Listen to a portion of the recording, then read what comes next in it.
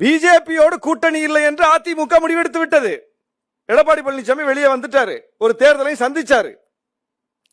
திடீர்னு நிர்மலா சீதாராமனோட செங்கோட்டையன் சந்திப்பு நடக்குது, அமித்ஷாவோட செங்கோட்டையன் சந்திப்பு நடக்குது. அப்ப அடுத்த காய நகர்த்தது. எப்படி ஓபிஎஸ்ஐ வைத்து தர்ம யுத்தம் நடத்தி அதிமுகவை பணிய வைத்தார்களோ, சசிகலாவை டிடி விதிநகரனை வெளியேற்றினார்களோ, அதுபோல கூட்டணிக்கு மீண்டும் அதிமுகவை கொண்டு வருவதற்கு அதே வழிமுறையை பிஜேபி கையாளுகிறது. அதிமுக இருந்து ஆள் கிடைக்குது, டெல்லியில சந்திப்பு நடக்குது. அப்ப அதிமுகவின் கோபம் பிஜேபி மேல போகணும். எங்க கட்சி ஆளை எப்படிங்க எங்களுக்கு தெரியாம நீங்க கூப்பிட்டு சந்திக்கிறீங்க? ஒரு கேள்வி கேட்கணும்ல. கேட்டது அதிமுக பிஜேபி மீது பாய்ந்ததா?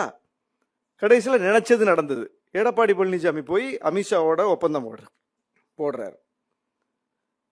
இதுதான் பிரச்சனை. செங்கோட்டையன் இறுதி அல்ல. இன்னும் அதிமுகவை தன் கட்டுக்குள் கொண்டு வருவதற்கு, தன் சொல்படி நடப்பதற்கு இன்னும் செங்கோட்டையனை போல பல பேரை பிஜேபி பயன்படுத்தும். அந்த இடத்துல தான் அதிமுக இருக்கு. அதனால தான் அதிமுக